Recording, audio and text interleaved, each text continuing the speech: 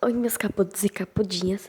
Bom, galera, no vídeo de hoje eu vim fazer brinde satisfatório na parte do microfone do fone.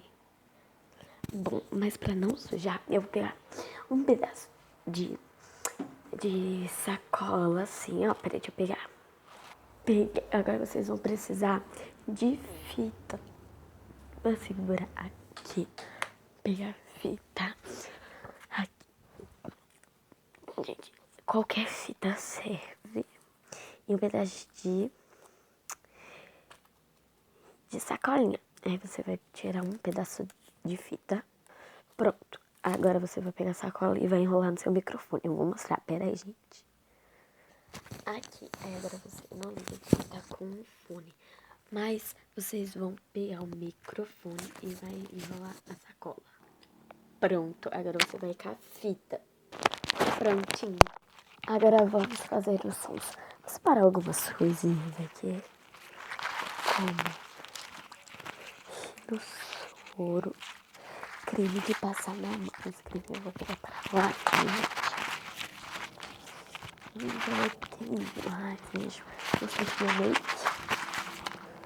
Mas a gente pode pegar aqui gloss. Muito bom. Perfume, sei lá. Mas o que eu vou falar pra vocês? Creme. Aquele creme aqui. Eu acho que eu vou pra lá, né? Mas enquanto eu já peguei creme. Isso daí. Rinossoro, acho que é isso. E glossinho. Bom, agora a gente vai ter pincel, tá? Pincel. E, gente, faz um tempo que eu tô sem anel. Porque o meu tá tipo tortinho. Quer ver? Ó, deixa eu mostrar aqui já. Porque agora eu não quero sair, velho. Pera. Ai, gente, saiu, tá vendo? Aí, ó, o meu tá meio torto. Só que por isso que eu não uso. Só que agora eu vou usar. Começar a usar, né, gente? Vou meio dedo, acho. Apertar um pouco. Porque não tem o cabelo também. O que mais a gente pode criar? Glossinho, já foi, pincel. Mas algumas coisinhas assim, né? Bom, bora eu creme de no canto da minha faquinha. Eu quero dar aqui. Meu Deus. Tá.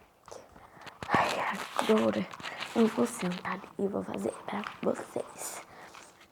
Gente, agora eu decidi que meu canal não tem vinheta, por causa que dá muito trabalho fazer uma vinheta. E, gente, eu vou ter que colocar as coisas completas pra ver pra vocês. Só que não vai dar.